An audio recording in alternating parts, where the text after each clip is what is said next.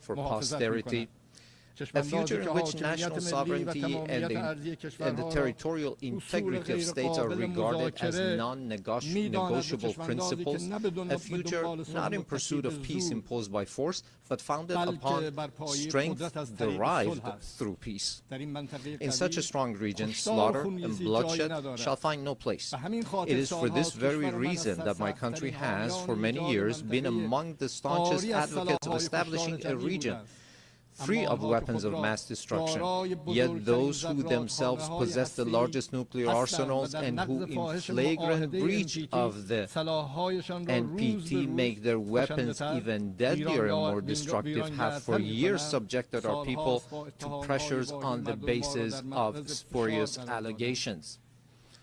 Last week, 3 European states, having failed through a decade of bad faith and thereafter by supporting military aggression to bring the proud people of Iran to their knees, at the behest of the United States of America, sought, by means of pressure, coercion, imposition, and manifest abuse, to reinstate against Iran the Security Council resolutions that had already been terminated. In doing so, they set aside good faith. They circumvented legal obligations. They sought to portray Iran's lawful remedial measures taken in response to the United States' withdrawal from the JCPOA and to Europe's breach and utter incapacity as a gross violation. They falsely presented themselves as parties of good standing to the agreement, and they disparaged Iran's sincere efforts as insufficient.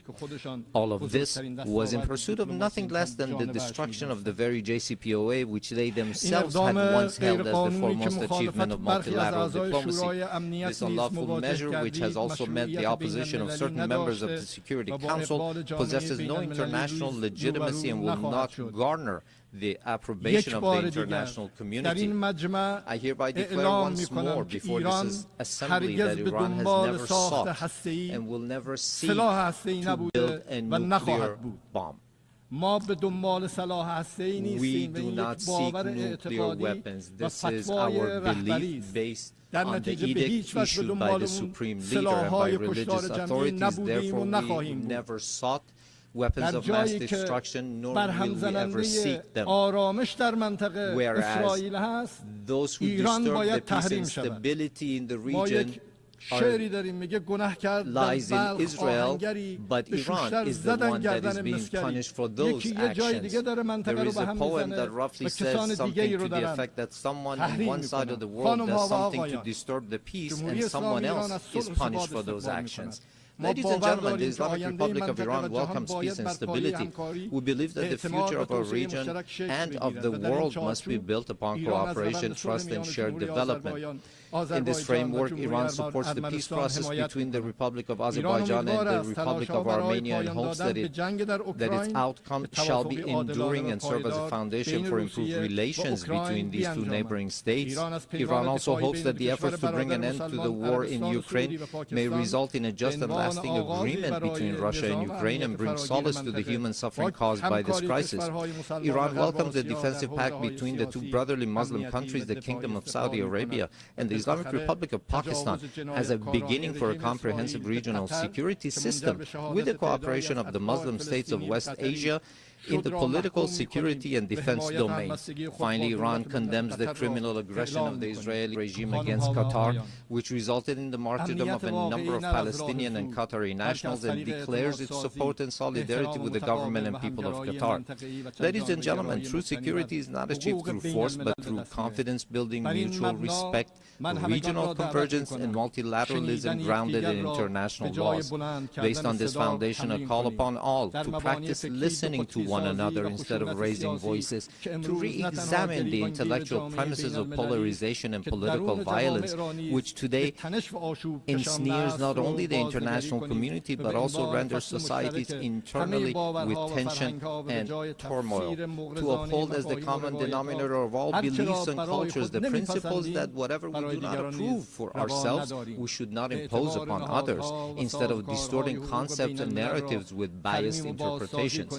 To restore and rehabilitate the credibility of international laws, institutions, and mechanisms, and to commit to the establishment of a regional system of security and cooperation in West Asia. Ladies and gentlemen, we Iranians have extended our power in the world not by producing and employing nuclear weapons, nor by the slaughter of hundreds of thousands in the 20th century, nor by genocide and the imposition of starvation upon the children in Gaza in the 21st century, and not even through the historic empires of Iran, but rather through a culture of human fellowship and the message of empathy of universal sages such as Rumi, Hafiz, Saadi, who 8 centuries ago declared human beings are members of a whole, in creation of one essence and soul.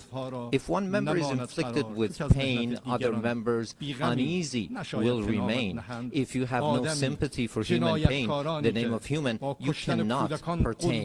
Those criminals who bully by murdering children are not worthy of the name human being, and assuredly they shall never prove to be trustworthy partners. Relying upon its time-honored tradition of altruism and human fellowship, Iran is a steadfast partner and a trustworthy companion for all peace-seeking countries, a friendship and a partnership grounded not in fleeting expediency, but in dignity, trust, and a shared future. We, the upright people of Iran, by standing firm against lawless marauders, have surmounted with honor the injustices, discriminations, and double standards imposed upon us.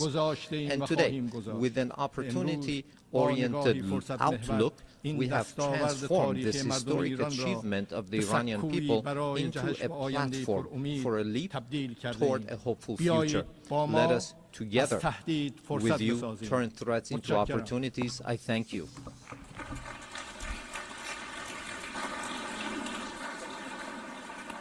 On behalf of the Assembly, I wish to thank the President of the Islamic Republic of Iran.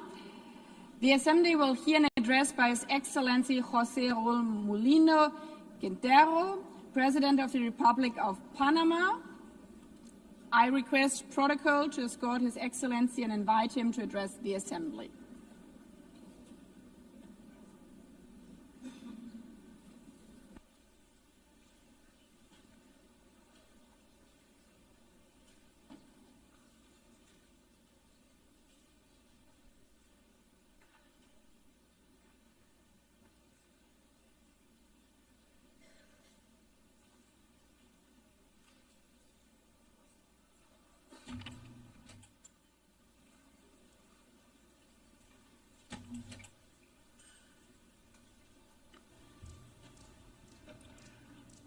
Muy buenos días, A very good Señora morning, Presidenta, Madam President, distinguidos jefes de Estado, distinguished heads de of gobierno. state and government, honorables delegados. honorable delegates.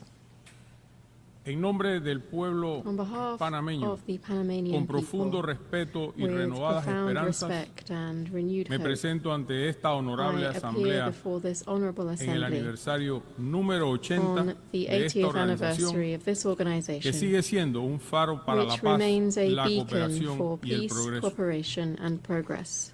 Panamá se comprometió desde la Carta de San Francisco Panama en has been committed since the signing of 1945 the Charter of San en Francisco favor in de la 1945 pacificación, to la peace seguridad, building, el security, desarrollo sostenible y los sustainable derechos development, humanos. and human rights.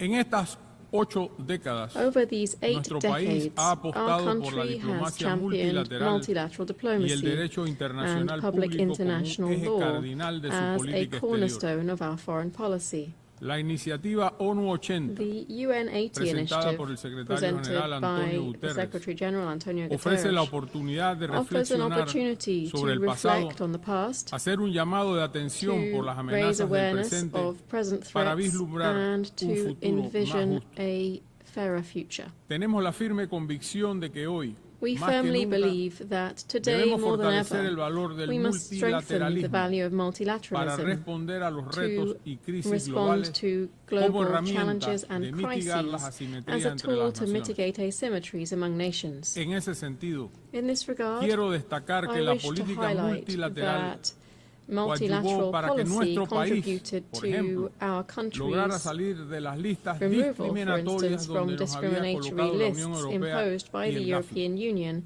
and the Financial Pues es una Action Task incoherencia Force. ser parte since it does not make sense to be a member of the Security Council of this organization, while at the same time appearing on lists alongside countries that promote terrorism. Vital resources from the pillars of economic stability, a future in which the environment is safeguarded for posterity, a future in which national sovereignty and the territorial integrity of states are regarded as non-negotiable principles, a future not in pursuit of peace imposed by force, but founded upon strength derived through peace. In such a strong region, slaughter and bloodshed shall find no place. It is for this very reason that my country has, for many years, been among the staunchest advocates of establishing a region free of weapons of mass destruction, yet those who themselves possess the largest nuclear arsenals and who in flagrant breach of the NPT make their weapons even deadlier and more destructive have for years subjected our people to pressures on the basis of spurious allegations. We live together in peace and we